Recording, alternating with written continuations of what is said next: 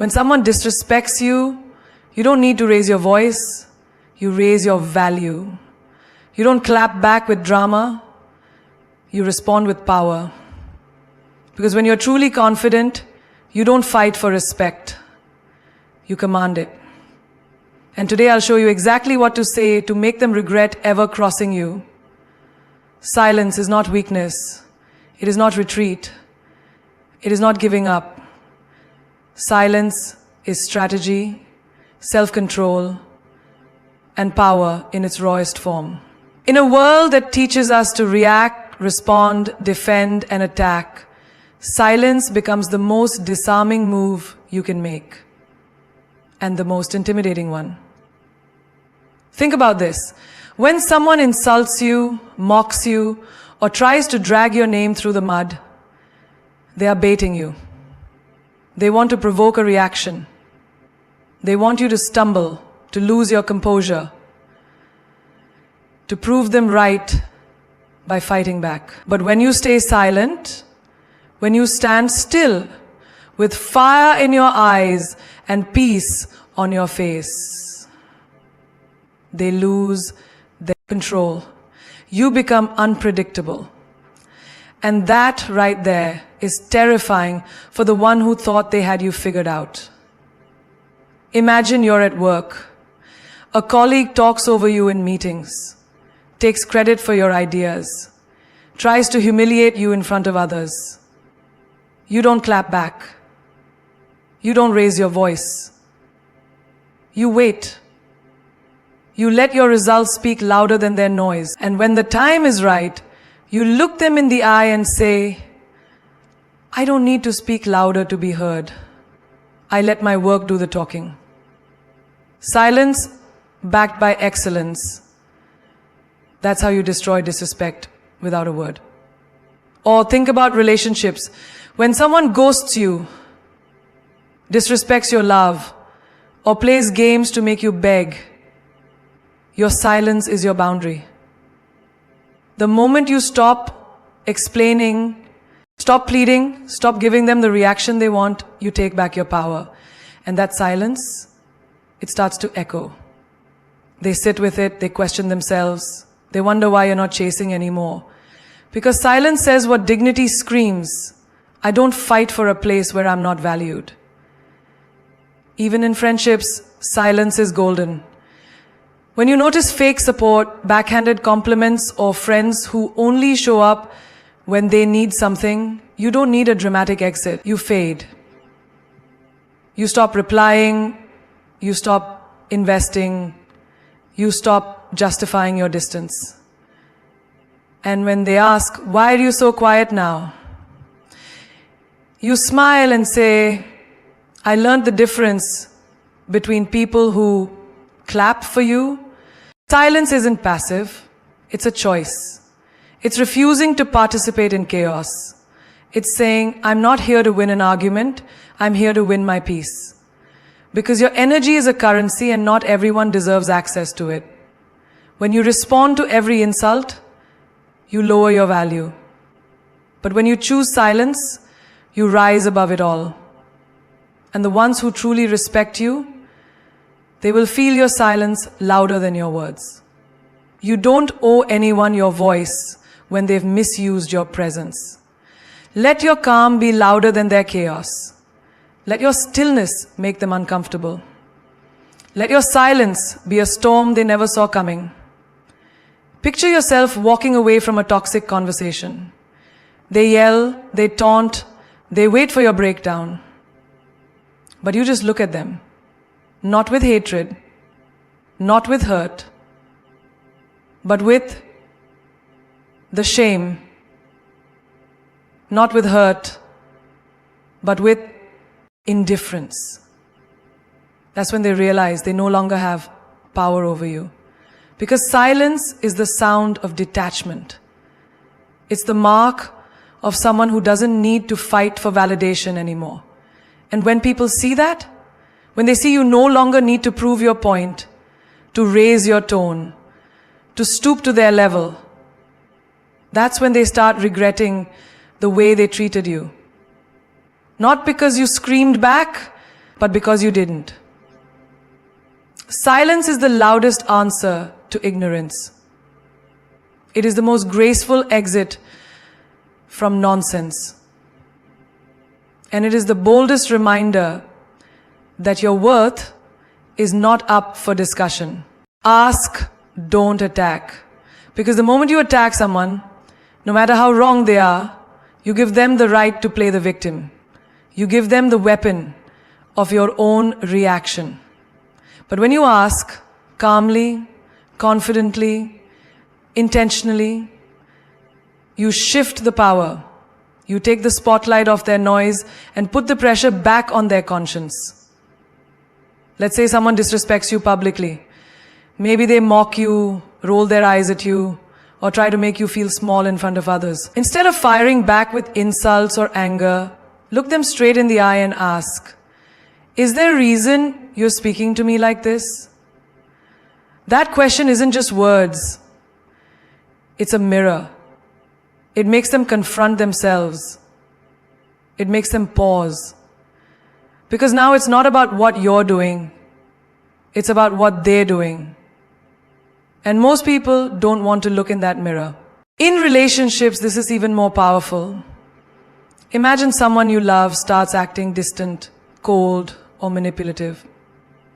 You could accuse them. You could yell, cry, demand answers. But instead you ask, is something changing between us that I should know about? That single question cuts through the drama. It forces honesty. And it protects your dignity. Because asking doesn't make you weak. It shows emotional intelligence. It says, I care about truth, not tantrums. The truth is, when you attack, you become emotional. You give your power away. But when you ask, you stay in control. It's the art of being composed even when your soul is shaking. It's the mastery of using clarity instead of chaos. When someone lies to you, instead of screaming, ask, is this the story you want to stand on? That question, calm, sharp, almost surgical, will hit deeper than any insult ever could. Even in your professional life, this rule changes everything. Suppose a colleague throws you under the bus, steals your credit, or sets you up to fail. Instead of storming into a meeting with fury, you approach them and ask, was there a reason you didn't mention my name on that project? That question demands accountability without confrontation. It leaves them exposed without you looking emotional or unprofessional. You win twice. This mindset makes you unshakable. Because people don't expect strength in questions. They expect strength in volume, in drama, in fists on the table. But true power whispers. It interrogates without threatening.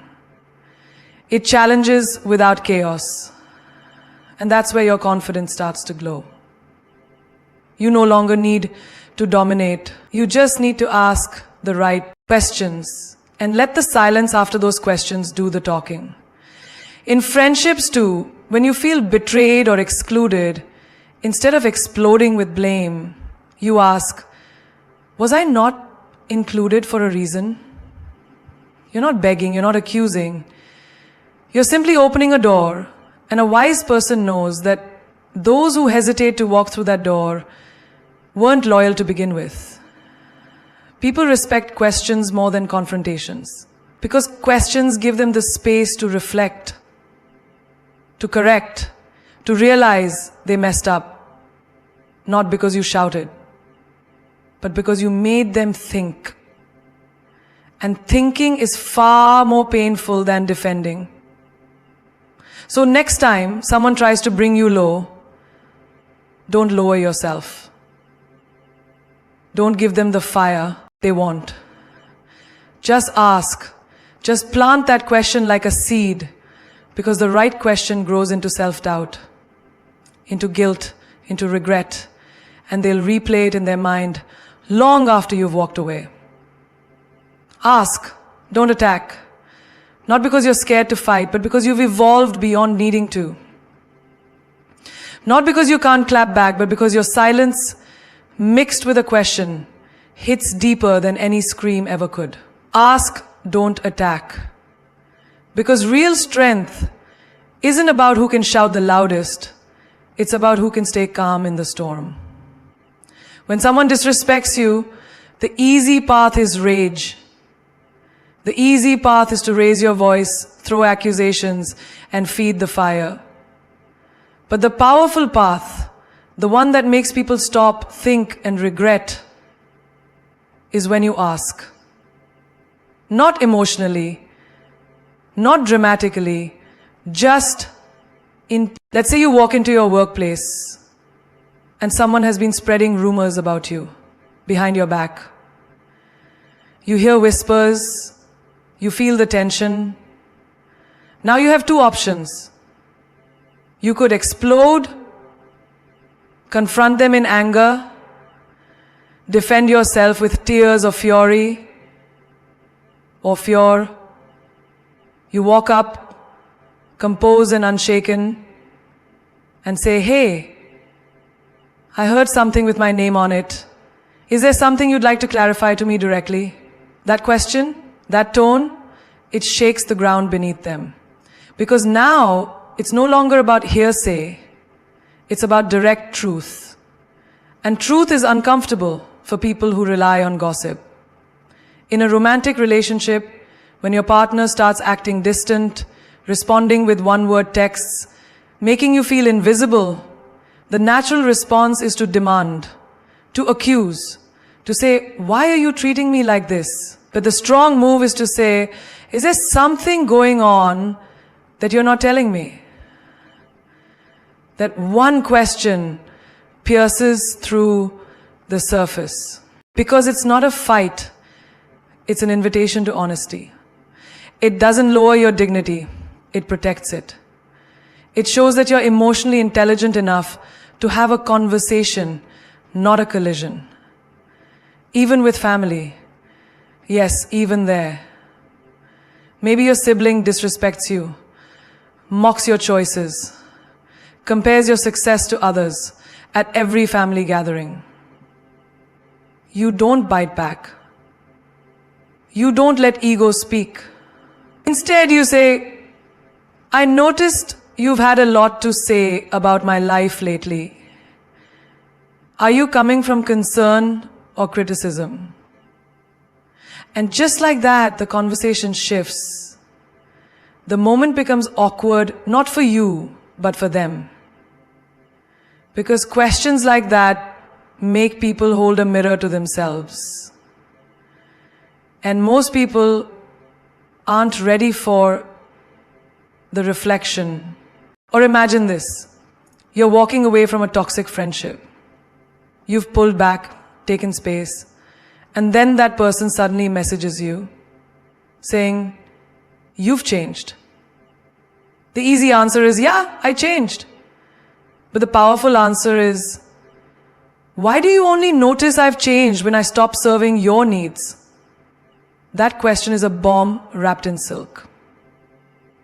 Soft delivery, devastating impact. It forces them to confront their own selfishness, even in public arguments. Say you're in a store and someone rudely skips the line or speaks down to you. You don't need to match their rudeness. You say, "Do you believe being louder makes you more right?" That question freezes people because it calls out the behavior without aggression. It tells them, "I see you. I won't stoop to your level, but I'll expose your arrogance with my calm." Asking instead of attacking isn't weakness. It's a sign you've evolved. You don't waste energy proving points to people who already made up their minds. You don't light fires to feel powerful. You control the flame. You ask questions that feel like thunder in the heart. And the best part? When someone is truly wrong and they hear your question, it won't just echo in the room. It will echo in their conscience for days. Because when you attack, they defend. But when you ask, they reflect. And reflection is far more painful than argument.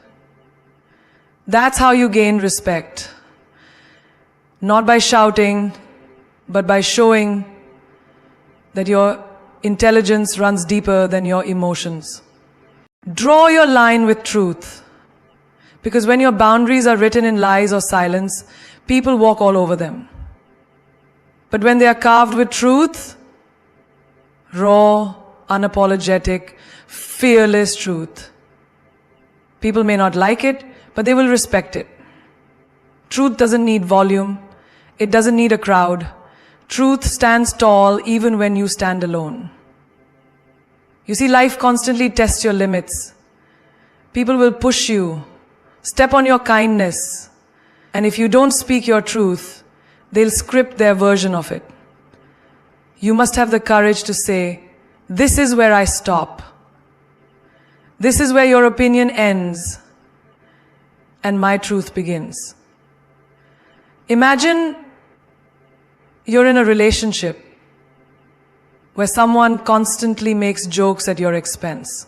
Everyone laughs, you smile politely, but deep down, it cuts you. You could brush it off, you could pretend it doesn't hurt, but drawing your line with truth means looking them in the eye and saying, it's not funny to make me the punchline just to make others laugh. That one sentence, simple but true, can shift the dynamic completely. Because you're no longer shrinking to fit into someone else's comfort zone. In the workplace, it's the same.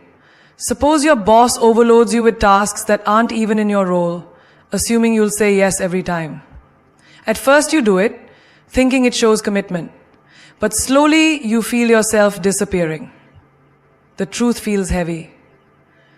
But one day, you breathe deeply and say, I've been doing more than my share.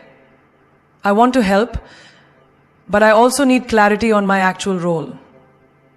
That's drawing the line. That's truth with backbone. Not loud, not rude, just clear.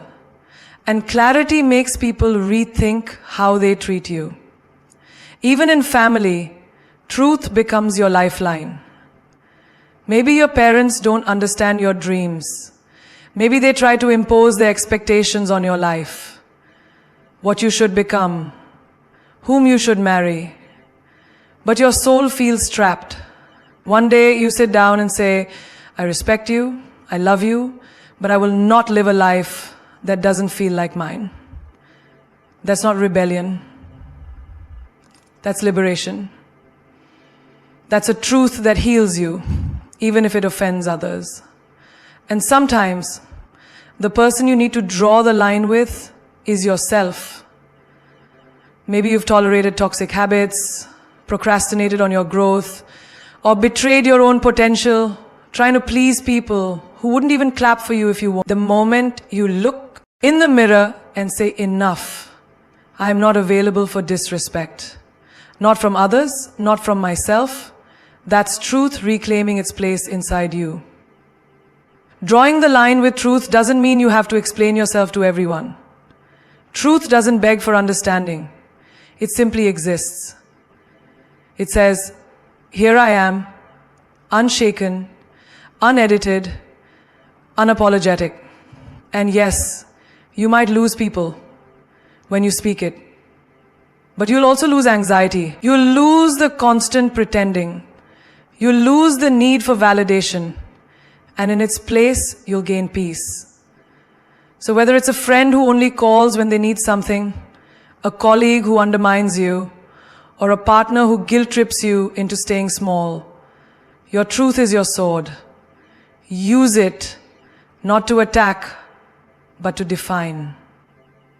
You're not being dramatic, you're being real. And the world needs more real, more women and men who aren't afraid to say, you crossed a line, and I'm not letting you do it again. Truth is not always easy. It can cost you comfort, approval, even relationships. But what it gives you back is something deeper, self-respect. And once you taste that, you'll never go back to silence. Because silence keeps you safe, but truth sets you free. Choose peace over performance. Because at the end of the day, the most expensive thing you'll ever own is your inner calm. And too many people are trading it for temporary applause. We live in a world where everything feels like a stage. Social media has made us actors in our own lives. And often, we forget how to live without performing. But peace doesn't come from the number of likes. It comes when you can look in the mirror and feel whole, without needing to prove it to anyone. You don't have to be loud to be valid. You don't have to hustle every minute to be worthy.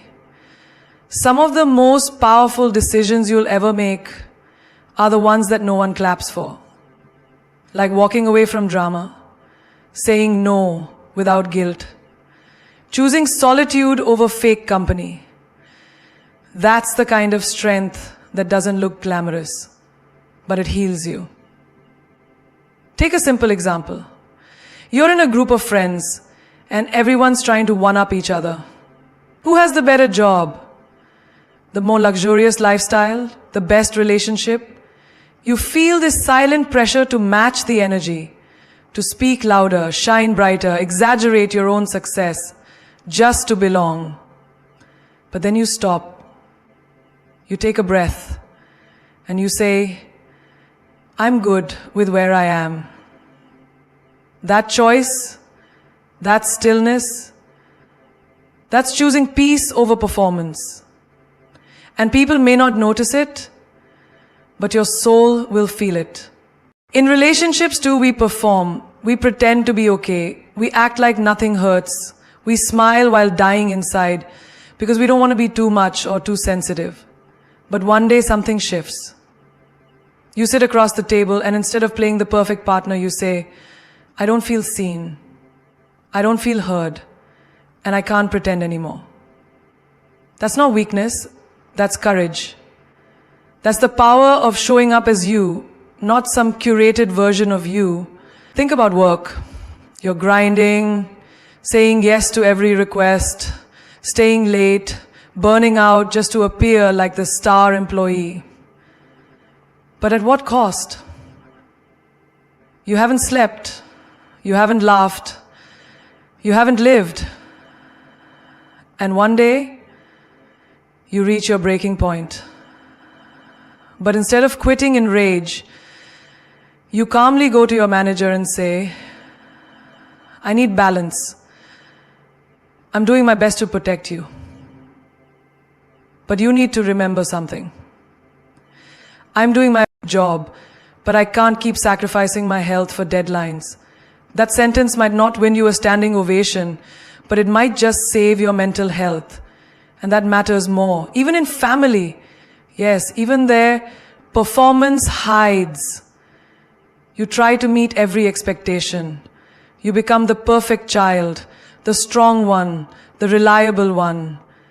But behind the mask, you're tired. Choosing peace means allowing yourself to say, I need help too.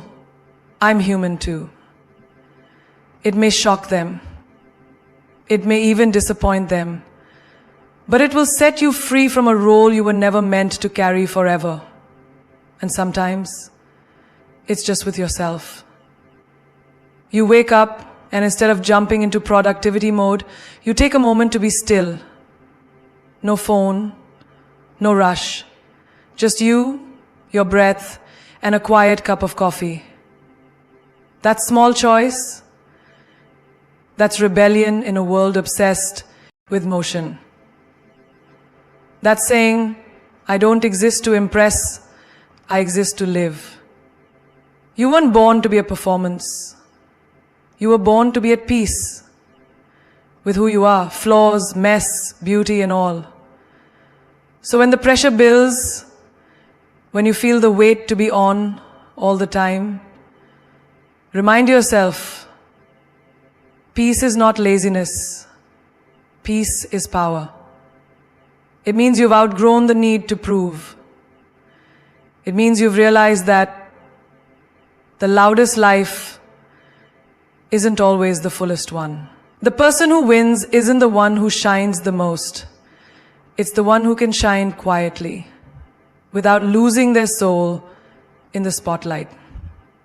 Train people how to treat you, because every moment you stay silent, tolerate disrespect, or laugh off a hurtful comment, you're unintentionally teaching the world how little you value yourself. Whether you realize it or not, you are constantly setting the standard for how others show up in your life. You're either reinforcing your worth or giving people permission to ignore it. And let me tell you something powerful. People don't remember what you allow once. They remember what you tolerate repeatedly. Think about it like this. If someone calls you at 2 a.m. for emotional dumping, and you always answer even though it drains you, you've trained them that your rest doesn't matter. You've taught them that their chaos is more important than your peace. Now, imagine you say, I care about you, but this time matters to me. Let's talk tomorrow. That one act, it's not rejection, it's education. It's saying, here's how I deserve to be treated. In relationships, this lesson is vital. Let's say your partner constantly makes decisions without considering you. They assume you'll adapt, adjust, compromise, and you always do. But with each compromise, a piece of you goes silent. You think it's love, but love without respect is just attachment in disguise. One day, you choose a different route. You say, I'm not okay with being an afterthought. I need to feel like an equal. That statement doesn't cause a fight, it causes alignment. Because you're showing them how to love you right. Even in friendships, the same truth applies. Maybe you have that one friend who only calls when they need something. They cancel plans, ignore your wins, but expect your shoulder every time they cry. You let it slide, telling yourself that's just how they are. No, that's just what you've allowed. When you finally say, I'm not just here to carry your pain, I need space to celebrate my joy too, you're not being dramatic. You're being deliberate. You're creating a boundary. And boundaries aren't walls. They're bridges for healthy connection. In your professional life, this power can shift your entire reality. Suppose your boss or coworker talks over you in meetings, disrespects your ideas, and you laugh it off or stay quiet. What you've done, without realizing, is say, it's okay to silence me. But when you lift your voice and say, please don't interrupt me, I wasn't finished, that moment becomes your declaration. Not of arrogance, but of worth. It tells the room, I'm not invisible. I'm not afraid to be heard. Even strangers learn from you. A cashier speaks rudely. A customer yells. The old version of you would shrink, apologize, brush it off. But now, you lock eyes and calmly say, you can speak to me respectfully or not at all. That's the kind of training that changes people. Not through anger, but through presence. Through knowing who you are. And let's not forget the most important part. Training yourself how to treat you. If you constantly break promises to yourself, skip rest, ignore your body, abandon your dreams to make others comfortable, you're showing the world that you come last. But when you say, no, I'm not going to that party because I need rest, or I'm investing in my growth, even if no one claps for it, you're sending a message to the world, to your reflection, that you matter. You see, confidence isn't about yelling. It's about teaching. Quietly, consistently, unapologetically, teaching people that you are not a doormat, you are not a backup plan, you are not here to be tolerated. You're here to be respected. And respect starts with you. Exit with elegance. Because not every door deserves to be slammed. Some deserve to be closed quietly with grace, so they never have the power to open again. There's a kind of strength that doesn't scream. It doesn't post long paragraphs. It doesn't beg for closure or clap back with fire. It just walks away. Unshaken, unbothered, undefeated. That's elegance. And in a world where everyone's addicted to reaction, your silence will always be the loudest reply. You see, people expect a scene when they push you to your limits. They're prepared for the shouting, the drama, the accusations.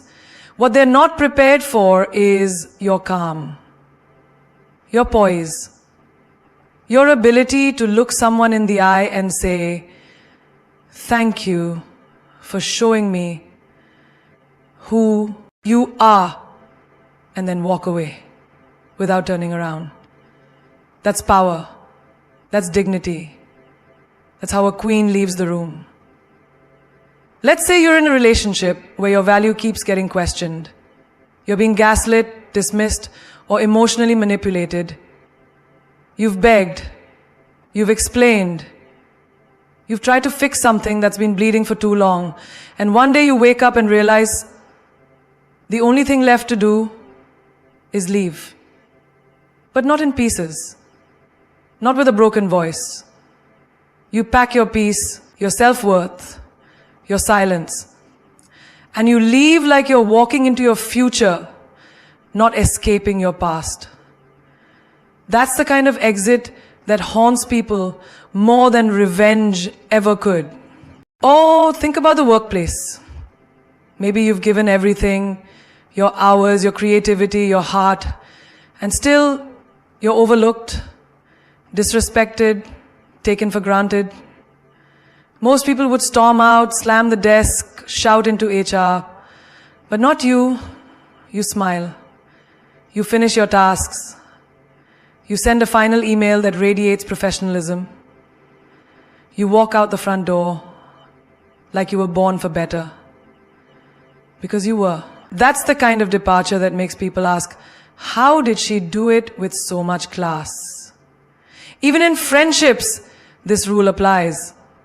Maybe you were always the giver, the one who remembered birthdays, showed up at midnight, supported dreams that no one else clapped for. And then you saw the truth.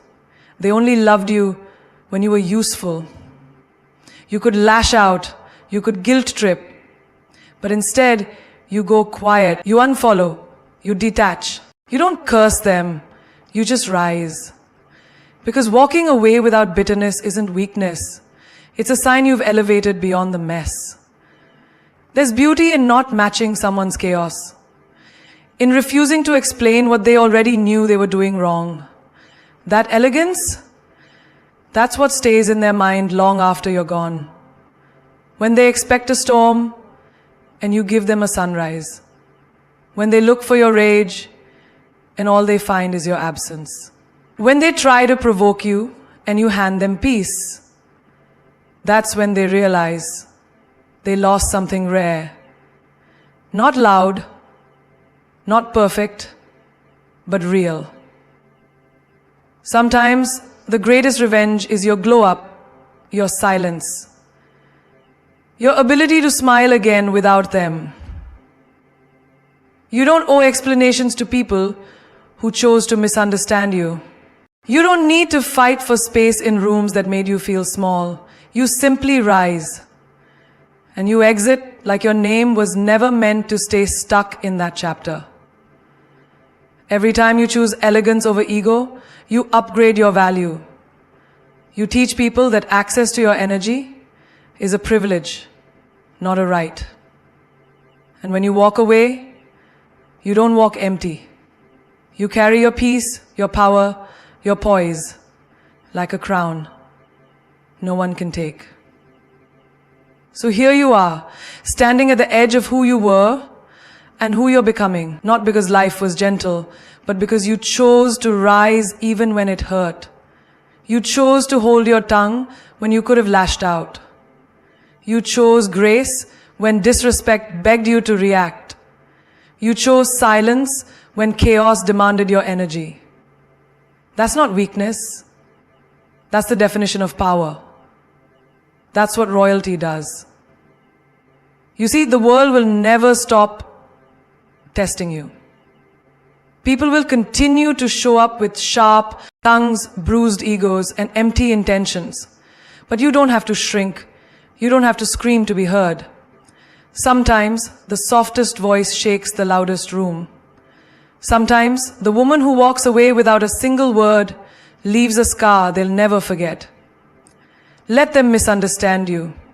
Let them think your calm is fear, your exit is surrender, your silence is weakness.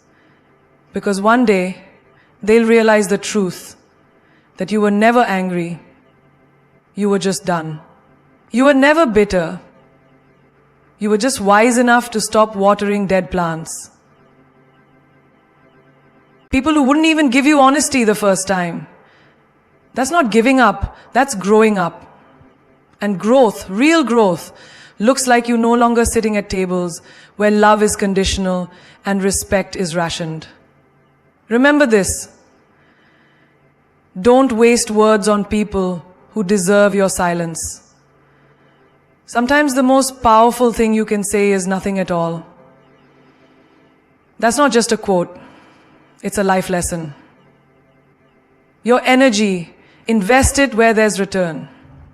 Your time is sacred. Give it where it's valued. Your heart is a home.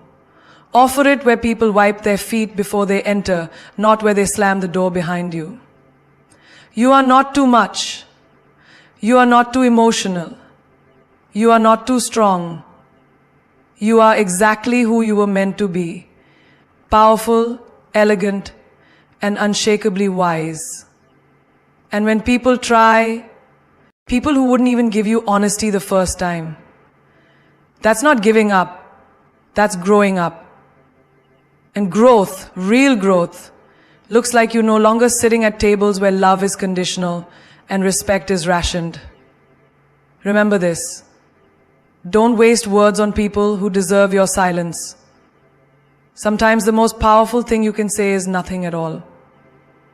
That's not just a quote, it's a life lesson. Your energy is currency. Invest it where there's return. Your time is sacred. Give it where it's valued. Your heart is a home. Offer it where people wipe their feet before they enter, not where they slam the door behind you. You are not too much. You are not too emotional. You are not too strong. You are exactly who you were meant to be. Powerful, elegant, and unshakably wise. And when people try, take the high road, you are climbing higher into your own greatness.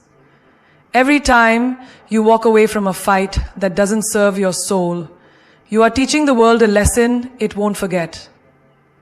That a woman who knows her worth can't be shaken by a fool who forgot it. So exit with elegance, respond with wisdom, set boundaries with class, and move like a queen who doesn't need a crown to be recognized. Because the crown isn't on your head, it's in your presence, in your decisions, in your silence, in your peace. And if they ever ask why you walked away so quietly, just smile and say, because I know who I am, and that was loud enough.